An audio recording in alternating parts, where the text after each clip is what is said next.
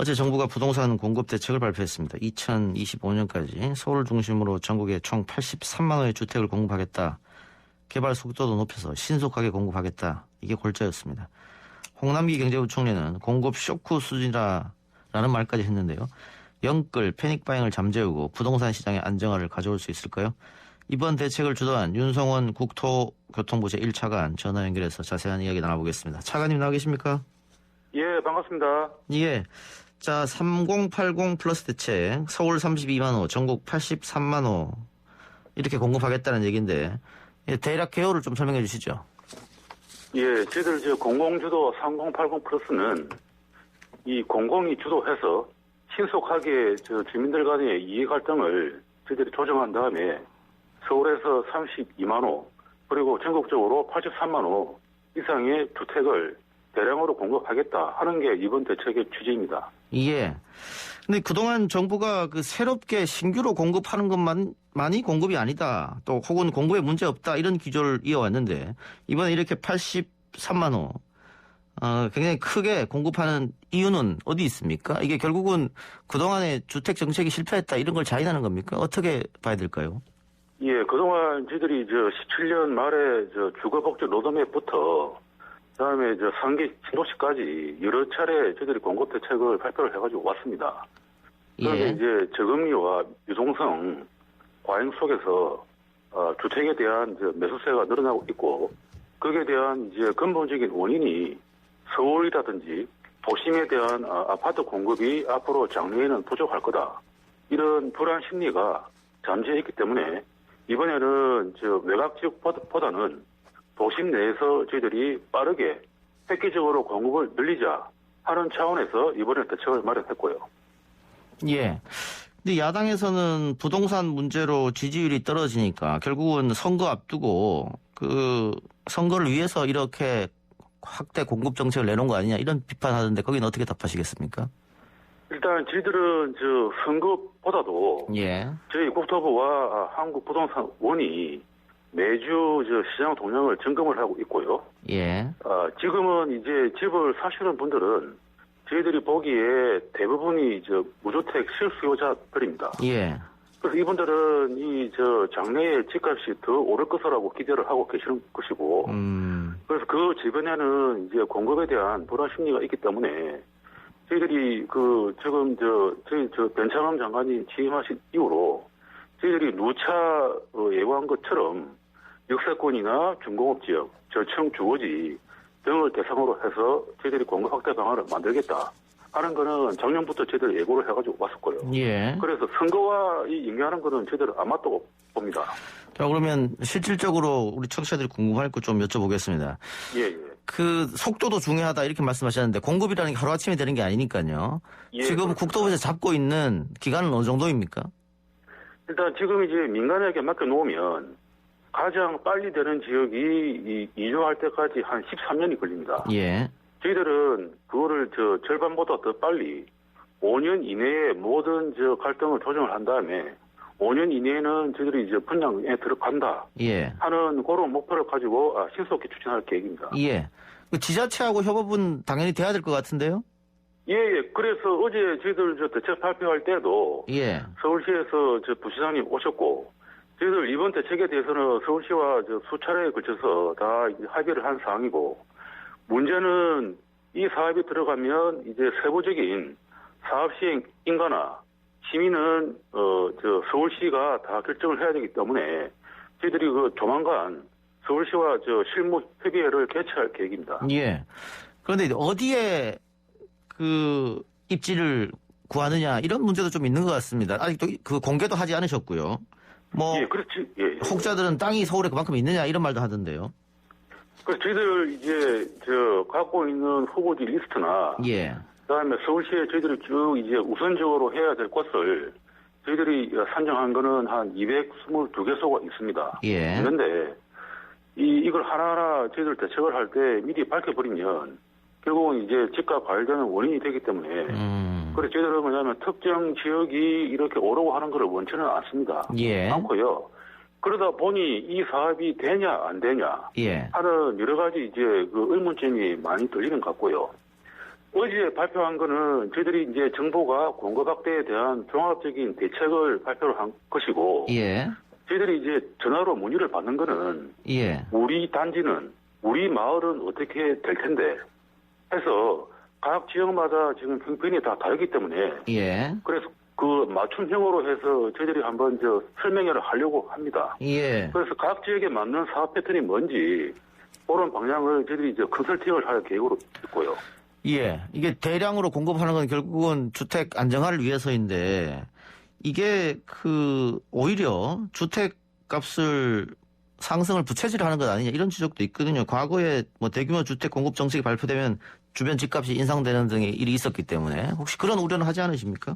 예, 맞습니다. 그래서 저희들 이번 대책을 마련할 때도 가장 고민이 많았던 게 공급 확대가 다시 집값 과열의 원인으로 작용하는 것은 최대한 막아야 되겠다 하는 게 예. 저희들의 일차적인 고심이었고, 예. 그래서 어제 그러니까 대책 발표 이후로 앞으로 사업이 시행될 그 구역 내에서 주택이나 토지를 매입하신 분들한테는 새로 짓는 아파트에 대한 우선 입주권을 부여하지 않습니다. 현금으로 보상을 할 거고요. 또 뭐냐면 집값이 과열돼서 오르는 지역은 저희들이 처음부터 예정지구 지정 대상에서 제외할 겁니다. 예. 그래서 공급 확대와 함께 철저하게 투기 수요 억제라는 집값 안정 대책을 병행해서 저희들이 추진을 할 것으로 있고요. 만일 공급 예정지에 기존에 있던 주민들이 반대를 하면 어떻게 하실 생각이십니까? 이 사업은 전적으로 공공이 단독으로 절대로 할 수가 없습니다. 예. 지금 계시는 민간 조합원이나 토지주, 건물주 분들의 동의가 있어야 되는 거고요. 예. 그래서 그분들이 이 사업을 원치 않으면 예. 현재 있는 정비사업이나 현재 있는 사업으로 하셔야 되는데 저희들이 보기에는 그거는 주민들에게서 선택할 사항이지만 어제 발표한 저희들 사업으로 하면 예. 지금 계신 분들이 가질 수 있는 개발 이익은 더 커집니다. 그래서 우리 이번 대책으로 우리 동네에 우리 단지에 어떤 식으로 혜택이 오는 건지 그거를 저희들이 설명을 드린 다음에 그걸 보시고 선택을 해야 되는데 저희들이 과거 경험으로 보면 호응도가 높을 것으로 그렇게 저희들은 기대하고 있습니다. 예. 근데 공공이 주도를 하기 때문에 결국은 LH, SH에서 주도하게 되지 않습니까? 예, 맞습니다. 그러면은 민간 아파트를 또 선호하는 분들도 있어가지고. 예, 맞습니다. 예. 그 부분에 대해서는 어떻습니까? 또 아파트 품질에 대해서 걱정하는 분도 계실 텐데. 예. 그래서 LH나 SH가 이 사업에 참여하는 게 설계하고 시공하는 게 아닙니다. 아하.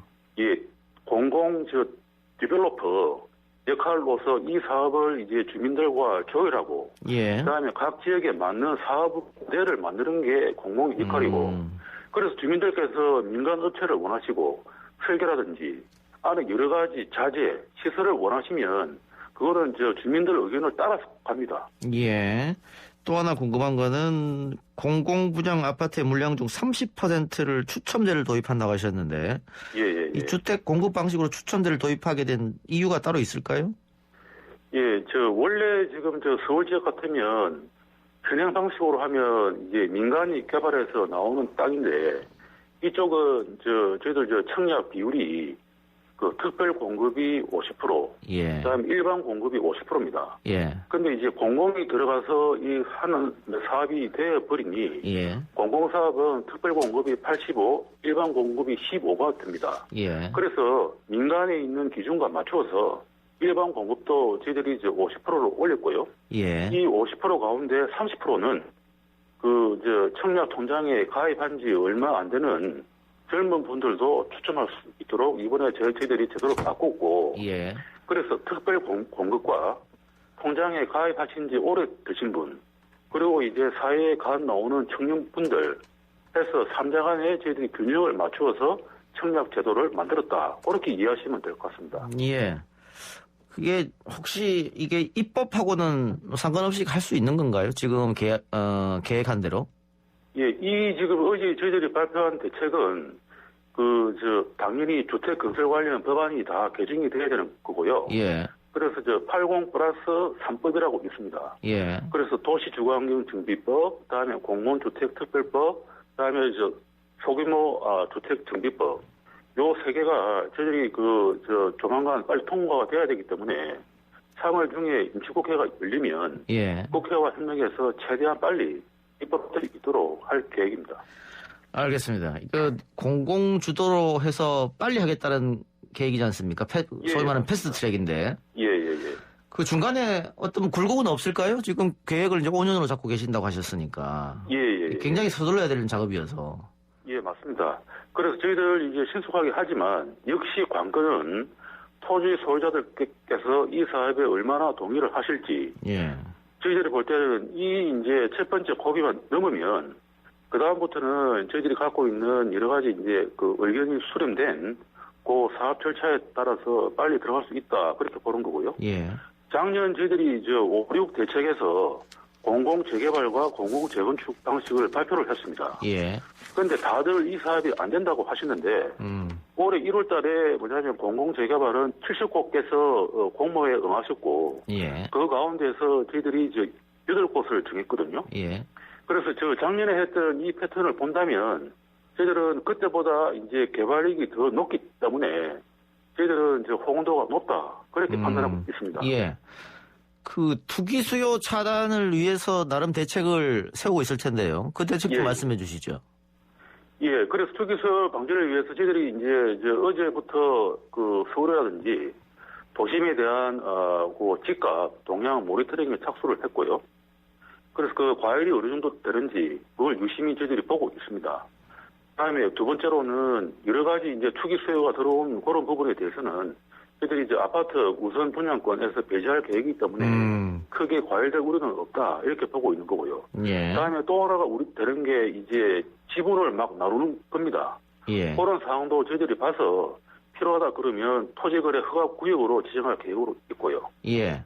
그 토지거래 허가구역으로 지정하면은 뭐 실거주 목적만 되니까. 예, 맞습니다. 예.